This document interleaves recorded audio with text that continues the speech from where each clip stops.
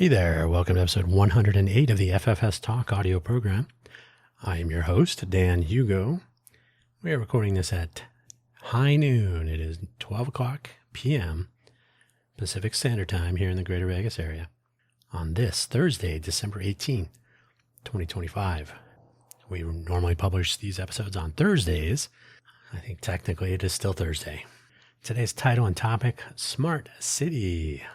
What is a smart city? We are not going to answer that completely today. We're just going to plant some seeds of discussion, which, if you are not familiar with the FFS Talk audio program, is essentially what we're doing with all of these episodes. The idea is to have a platform for debate, discussion, argument, conversation, just to see, to discuss what works, what does not, and what we might do about it. This is episode 108. That's 108 topics of potential discussion, seeds planted by yours truly. No guests thus far, but I have to be honest, I really haven't been trying very hard to get guests. It's so much easier to argue with myself. I do it all the time. But no, seriously, we will try to branch out into guest mode into the new year. I think we have a pretty solid basis for future guest conversations. These are, wow. Production by a street. Gotta love it. These are not the only topics, obviously, but it's a reasonable smattering of possibilities. So today we'll talk about Smart City. If you're not familiar with what FFS means, it's an expression I heard in Dublin. I think it's pretty Irish. And if you are not familiar with what it stands for, you should hang out with more Irish people. In the meantime, hopefully wherever you found this audio program, you're able to locate the episode description, which contains the show notes, which include a summary, which is one sentence long. I think it's one long sentence, actually. Not too long. I'll read that. There are 4 links for today's episode, 2 of the shameless self-promotion, 2 for this episode. I have tried to cut the links down minimal. Do podcast audio listeners click on links? I don't know. Nobody's visiting my website, but we'll see. I should put the links on the website. That'll teach you. FFS. Anyway, with all that said, let us begin with the summary, which I'll read. The, quote, smart city, unquote, concept has been around for decades, and if you ask anyone anywhere, they will tell you what they think makes a city smart. The question is whether they are correct. Hint, they're probably half right. It's a moving target of sorts and subject to the opinions of those who would be living in it. The links, the usual links to the FFS Talk homepage, ffstalk.com. That will be the primary point of publication for all of our episodes and other stuff. We are not limiting ourselves to mere audio programming, although we do have 108 episodes of mere audio programming. The idea is to have a homepage that is not owned and controlled by Spotify or Amazon or Apple or anyone else.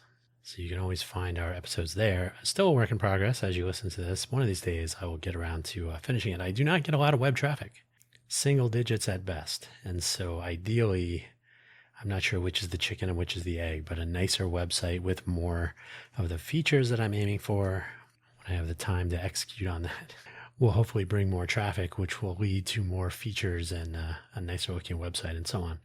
The circle of the internet life. So yeah, ffstalk.com. Keep that handy. Bookmark it if you like. That's where we'll be. In the meantime, a profile page linking everything can still be found for around 5 years now. buymeacoffee.com/DanHugo, DANHUGO. That's me. You're under no obligation to spend any money. I do use it as a free-form profile page that has, I think, maybe 4 times been a place where people have contributed a little money to the coffee fund.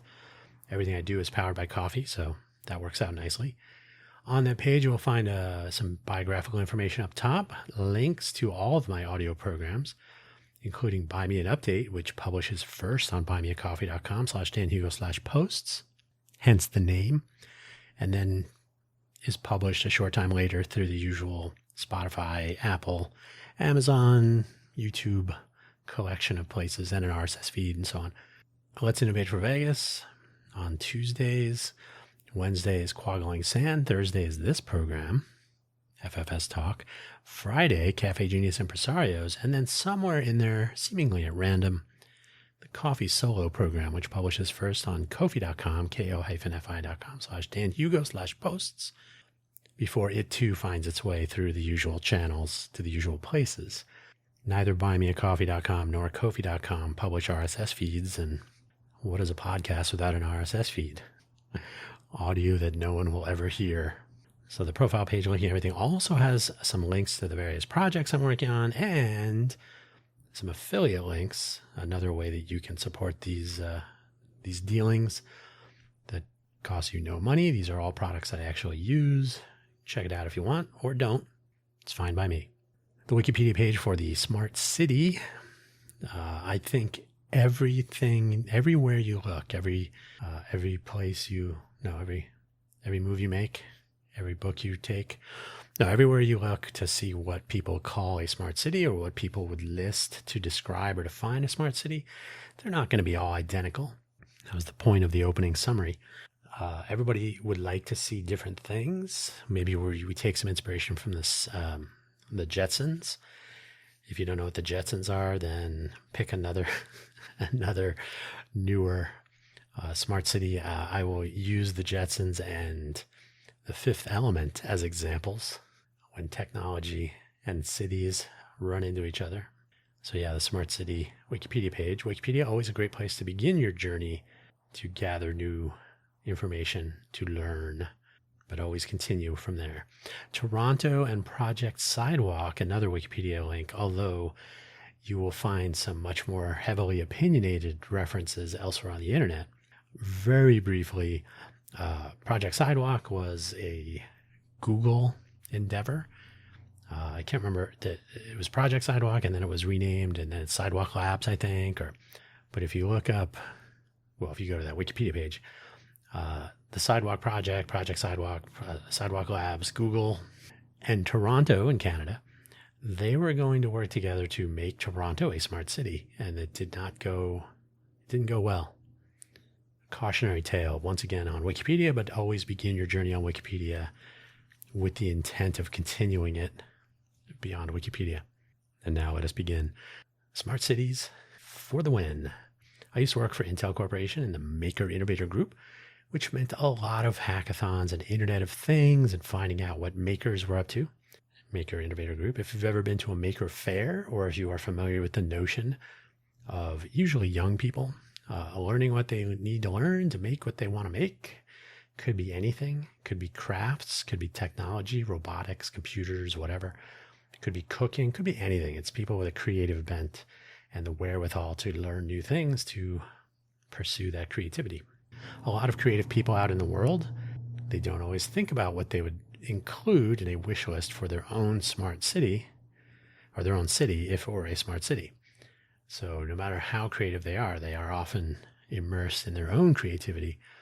So in my travels, as I would ask people what they think of a smart city, there would always be a So when I used to ask people what they thought made a smart city, I would literally say, what do you think is in a smart city? Like, what, list some things you would find in a smart city, or something to that effect.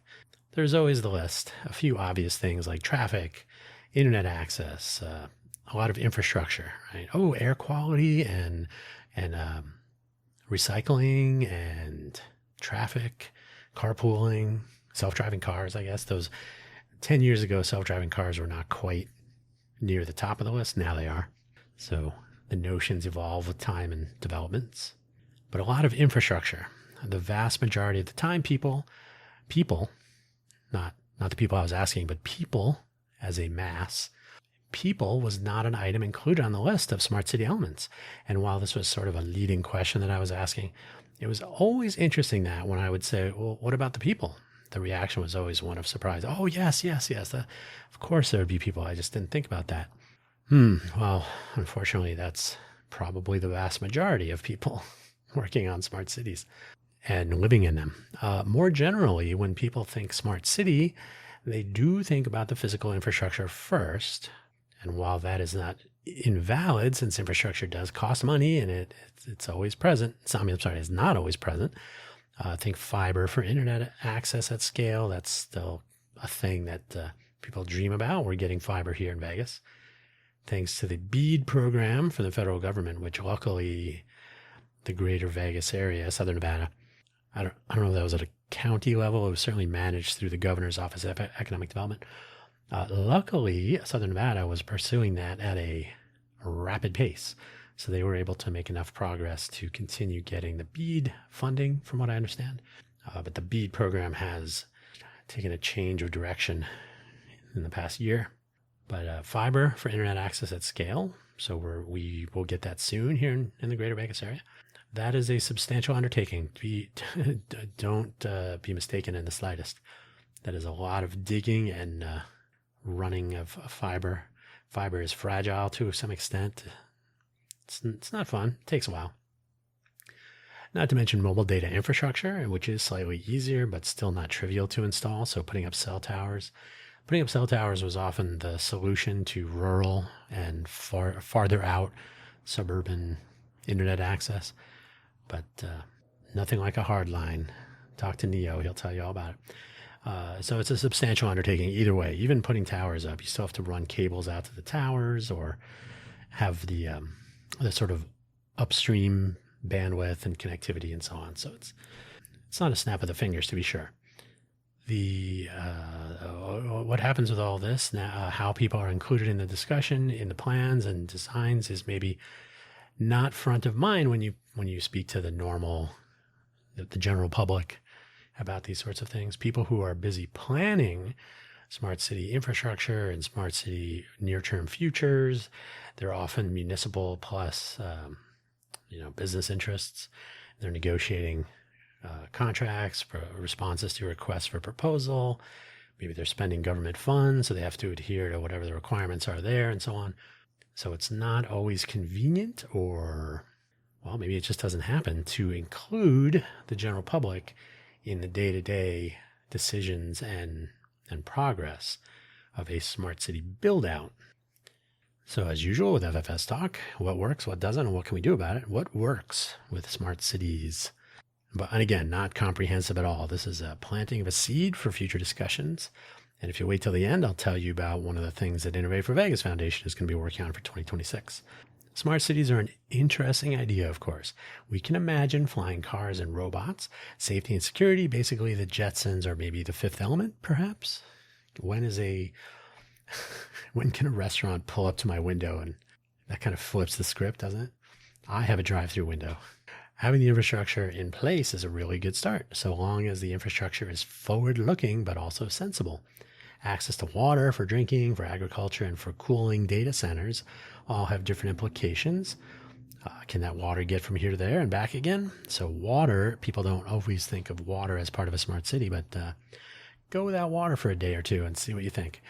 Long-term planning and periodic analysis should be, and maybe are baked in to all of this. So essentially what works is smart city planning, especially around infrastructure and public works type improvements and changes, so long as they are forward-looking with some sanity baked in, hopefully. Vehicle traffic monitoring can offer some safety benefits in case of crashes or other incidents, commuter feedback around related or unrelated flow reductions in traffic, getting to work. Water usage, especially in a place like Vegas, which has only a limited amount of extra water to throw around. Fiber internet access to the edges of the locality, so right out into the rural areas. Useful and forward-looking wireless or radio networking with modern cell towers and long-range Wi-Fi, perhaps. Satellite is a possibility now. And the list goes on and on. We are not here to trivialize the infrastructure. Absolutely not. It's a critical component. But it is expensive and takes a while. So it's cool that stuff is happening more and more as prices come down, as utility, apparent utility, and just overall value continue to go up. Having a technology base makes a city or a region more attractive. If you are wondering, why isn't my, for better or worse, why is there not a data center being built in my neighborhood? Well, you have to look at your power grid. You have to look at water availability for cooling. You have to look at straight ground, real estate availability. You have to look at seismic activity. and go from there. So there's a lot of factors. Some of them are infrastructure, some of them are natural. Access to water is one of those things that can be engineered. Depends on the cost. And but if you're in Vegas, you can do a lot of engineering, and you won't necessarily have hot and cold running water at your disposal all the time. But still, having the infrastructure as a basis does work. It's usually a good idea with planning, with some sanity baked in. Even if widespread and easy access to internet connectivity at an affordable price is a solid foundation, for example, with other infrastructure elements adding data sources, communication channels, and the beginnings of innovation for health and well-being improvements, safety and security, conservation and sustainability, and of course, the things we haven't thought of yet. These are all great with internet access or communication as an example. I like to suggest that these are like Lego interlocking plastic building bricks, where what we make with these parts, the various smart city infrastructure components, could be outlandish, interesting, amazing, who can say? Now, what does not work? Again, not comprehensive, the basis of a conversation in the future. What does not work? Sometimes the infrastructure build out takes center stage in something of a vacuum, so that the people, remember those, that's like me and you and us, in the soon-to-be smart city are left out of the conversation. Usually, this is almost always the case. Sure, internet access means easier, faster, possibly cheaper access to streaming and communication services. The other stuff might be left to the adults to discuss, if you like, to create that mental picture, if you can imagine. What about all these cameras? Oh, don't worry about that.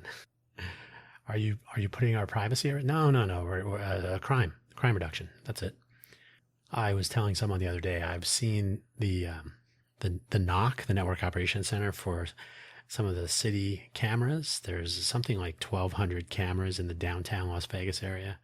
And photos are taken of all cars and car license plates entering and leaving the downtown area. This is all with a security message, perhaps. But, it's one of those things we should be aware of. So yeah, having internet access like this is great, but it does allow for some services like that are not, don't worry about it. Smart power meters, for example, these are another one of those don't worry about it elements that seem as though it helps power companies, but not individuals. But again, don't worry about it. In the South Bay area, I used to live in Sunnyvale, California, in Silicon Valley. When smart meters were being installed, it was around the time when there were rolling blackouts, if you remember the Enron days. Rolling blackouts, those were fun. Personally, I lived in a Block 50 area when that was happening, which was we had a fire station on our circuit, so we were not going to be suffering the rolling blackout. But then I lived in another place that did or was subject to rolling blackout, so they had a smart meter installed. The idea with smart meters was to monitor power usage remotely. Rolling a truck out to take meter readings is not trivial, so you can't just start rolling meter readers out, whether it's rolling a truck out or sending people out there. So smart meters to report back were going to be useful for judging power usage. And then the thinking was, we can turn off power to some places if they're using too much, or possibly throttle it in some way. Yeah, that's a popular notion in the summer.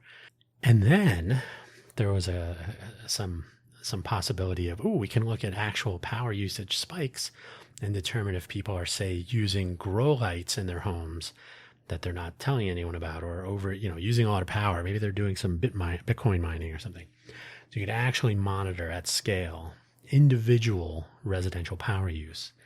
It seems like a great idea in a smart city, right? Smart meters in a smart city, but you have to kind of pay attention. Infrastructure build out costs real money and may not survive across government policy changes, public support, budget commitments, and funds availability, and maybe modernity escapes into the future. Suppose the plan, quote unquote, the plan, includes installation of fiber, but far cheaper and better alternatives take over. Then half-done fiber project, if it is half-done, that half-done project is suddenly something of a liability. Now it's overpriced and it's going to be obsolete by the time it's finished, if it ever is finished. And so, cost is could have been so much less. But maybe that Gen 3 cell data network will last a bit longer. And there are elements like water flows for flood arrest and recovery to treatment, that is taking water and putting it through water treatment to make it drinkable or at least usable for impotable applications, for example. These may lead to not ideally placed routes for water and recovery and arresting pools and other water control installations. You get the idea.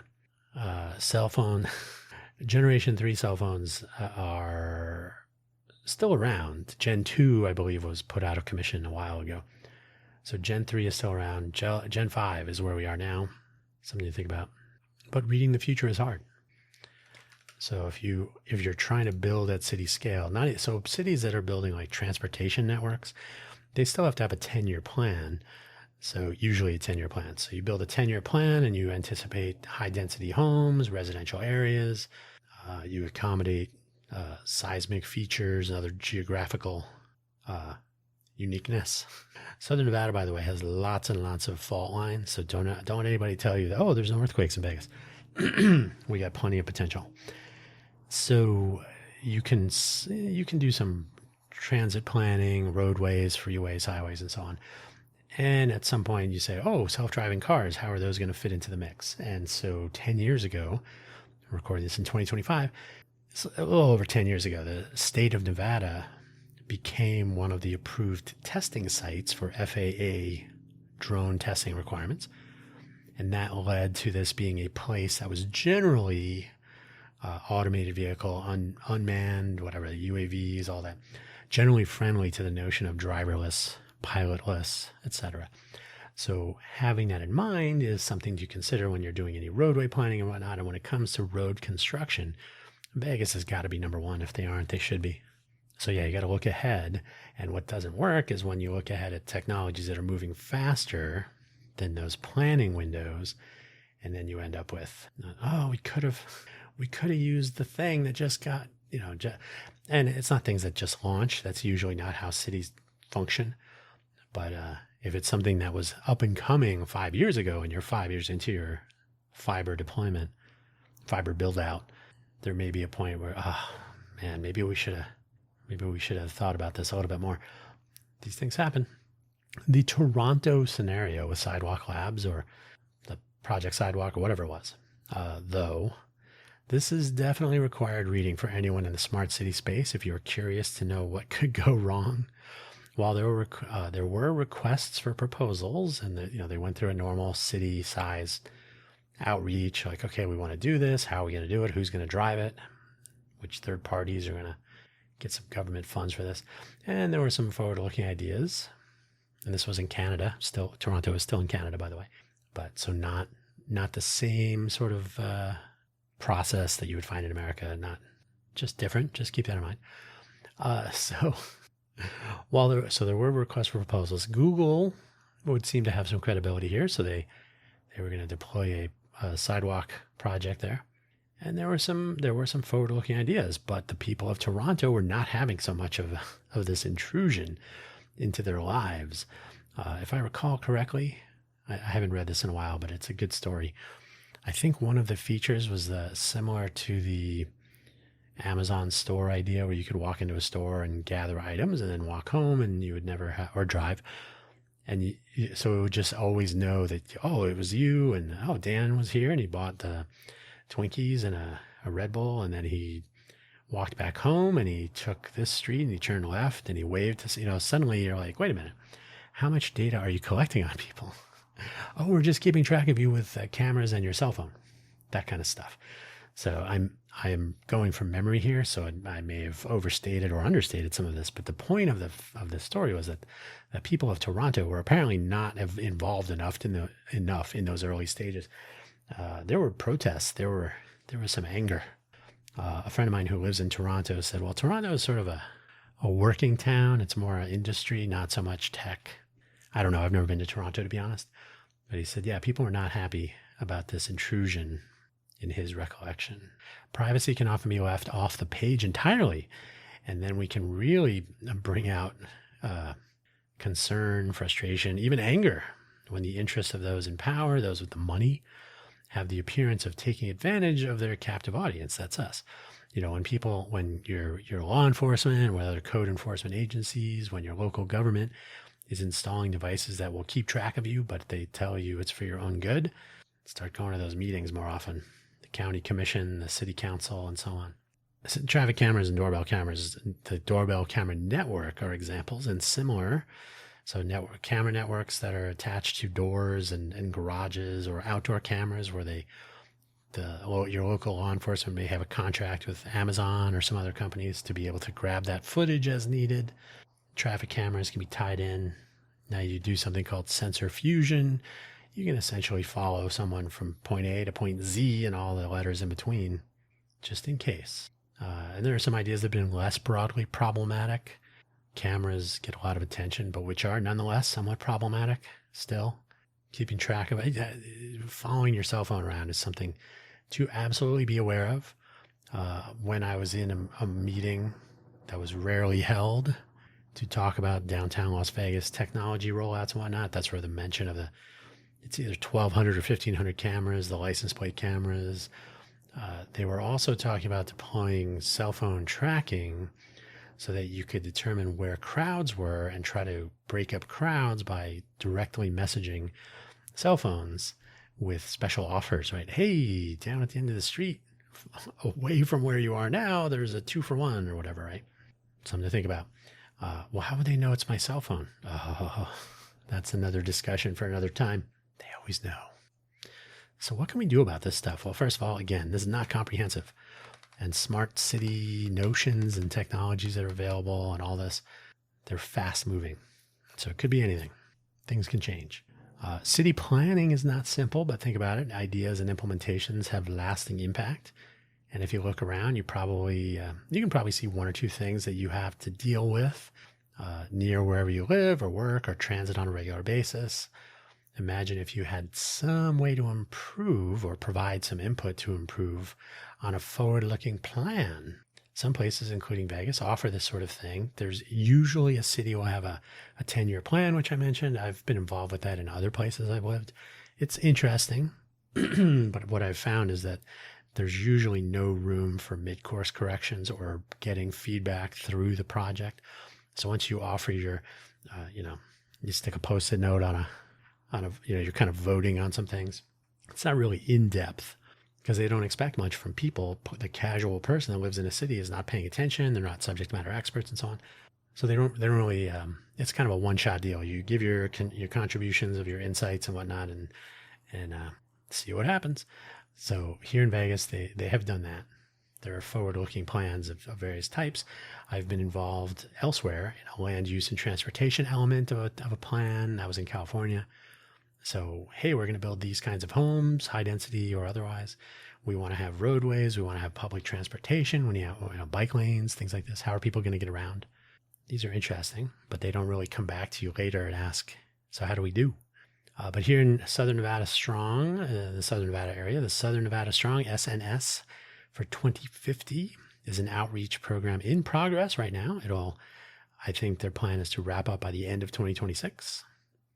They want to identify problems or areas where they can improve. And then there are 3 more phases to make use of that information. So they finished that phase 1 in September, I think it was. So they're allegedly in phase 2. We'll talk about that another time. And that's being driven by a regional transportation commission. So that's the company that runs our buses and tries to build and manage our roadways. But how deep can they actually go? That's a good question. It's not clear to me, fix a little typo here. It's not clear to me that they're the Regional Transportation Commission direction, key performance indicators, objectives and key results, things that I've talked about in the Cafe Genius audio program. These are things that may skew towards Regional Transportation Commission business, right? Well, we can do roadways. We can't really control housing developments or water availability. Those are issues that will be brought up with other subject matter experts that are on their team. But if it's being driven by the RTC, it'd be interesting to see how this goes. And it's planned for 2050. So if they finish by the end of 2026, they'll have 23 years to make it happen. These are modern times. Take it all the way to bare metal, in my opinion, so to speak. Let people engage with subject matter experts and detailed models and simulations, combine book smarts with literal street smarts, and craft greater outcomes. So in other words, involve people who are living in this place more intimately, so they're closer to the discussions, the ideation, the planning, all the stuff, all the details, what could go wrong, and so on. And then when a final plan is brought together, also involve them in that. So this makes a smart city, whether you're trying to be smart or not. It makes the people that are in the city smarter about what is happening. And that's rarely a bad thing, especially if they have to live in it. Education is pretty much left on the table, in my experience. More people in a city that might be smart need to be aware of these various pieces that add up to this brilliance that is the city that might be smart, not the people. So if you're in a smart city, but you don't know it, is it a smart city? How their privacy and security may be placed at risk, where they can derive benefit, basically how communities can understand what it is they are living in as they're rolling out all these features and building out network connectivity and higher capacity power grids and water throughways and air monitoring, traffic monitoring, all kinds of stuff, all this smart doodads. And this beyond a hand-waved headline about cameras or air quality or microphone arrays picking up firearm noise, which Vegas has those too. ShotSpotter. Transparency and ongoing communication and education, including integrating smart city elements into actual education. That is, young people coming up through school should understand what a smart city is and how it functions and what all that infrastructure does and what they can do with it. Make an educated and informed public. That's what all this does, which is a great but rare thing. Involve more people in their smart city. Make the smart city smarter by making the people smarter at all levels. So, final point, promise. Smart cities, which include input from the people who live in them, become feature platforms on which to implement and integrate innovative ideas. If we think back to the origins of the internet, I'm going to say the normal sort of consumer internet, which was in the 90s, kind of the mid 90s. The internet was forming, 20 years before that or so. The general public was reaching it via dial-up phone lines. Remember those days? Or if you were on college campus, maybe you had an internet connection in your room. We had Twisted Pair to our dorm rooms. So in those early days, varying levels of access and interactivity. The good old days. Sorry, I'm just thinking back to some. But it was enough of a start to enable, even with just the slow dial-up, to enable a revolution in communications and information awareness, obviously applications of those things and more. There were tons of possibilities, thanks to access to these technology developments by not only technology developers themselves, but by people who had ideas that could take advantage of some of the things those technology developers were working on. I was working at Netscape in 98, for example. Netscape was a browser. The browser, even to today is still a thing, but it's what people are building in and on top of and making use of web browsers and web browsing technologies and the protocols that enabled that back in the old days to do much more interesting things. So it's the innovation that can take place, the things we haven't thought of, one might say. So thanks to the access. So if you give people access, if they're aware, if they're educated, they know what they have access to and they're able to access it. Who knows what they can come up with? That's what innovation is all about. Online stores are an example, a combination of connectivity, payment processing, so you can buy things online, the notion of an online shopping cart, product catalogs, dynamic pricing, internet advertising, and the list goes on, not to mention the logistics of getting you your product. What ideas do you have for your smart city, and can you make them happen? Then you would wonder, do I really have a smart city? Am I living in a smart city, or am I the product, as they say? I could talk about this a lot longer, but I think my clock says 37 minutes. That's a good start. This, along with over 100 other topics of possibility. Hopefully we'll have conversations about these sorts of things. And since you've waited till the end, the Innovate for Vegas Foundation, of which I'm the managing director, will be putting together a smarter city hackathon program for 2026. No, it will not start right after CES, but we'll start talking about it in earnest. We'll start reaching out around then. The idea will be to, The idea will be to include anyone who wants to be involved, to get ideas, to gather through discussion and conversation, ideas about what we need. What do we have? What do we not have? What can we do about it? What can we change? What can we add? What would people do if there was where they're putting in the fiber? What's going to happen when there is more fiber? Do I have access to power usage data? Do I have access to traffic data?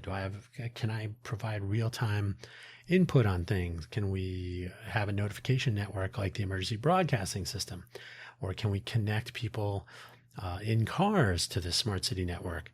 Who knows? I'm just coming up with random ideas here, but the idea is for people who are and will be living in a smarter city. Vegas claims it's a smart city right now. We can have that argument if you want. But as Las Vegas continues to become a smarter city through various means, what comes of it? And you, for living in Las Vegas or being here, maybe you don't actually live here, but you come here a lot, could be, gaming, fun economy, our local innovation extravaganza, who knows? You might want to be allowed to participate in these discussions. So Smarter City Hackathon starts with getting some ideas, having these conversations, then formulating some like a wish list. What would we do if anything was possible? What would we try to accomplish to make our smart city smarter? Then we'll talk about how we would go about implementing those things. And ideally, we'll get some subject matter expertise to influence and advise some of these conversations and innovative plans. And then we'll see how we can sort of come up with a final proposal of notions that might make our smart city smarter according to the people who live in it. So that's what we'll be pursuing. Watch the Innovate for Vegas Foundation space, innovateforvegas.org, for more information about that. We'll probably talk about that again, but if not, innovateforvegas.org. Innovateforvegas.org. There's nothing on there right now as I'm speaking, but we'll get there. January, we're going to start moving on that. Will Southern Nevada Strong, is it strong or stronger? It's one of those. Will the Southern Nevada Strong people respond to our outreach? Wait and find out. But we know what the answer is. This is Vegas. Ghosting is the way. That is where I'm going to leave it for today. Do you live in a smart city? Do you want to? Take care. Bye-bye.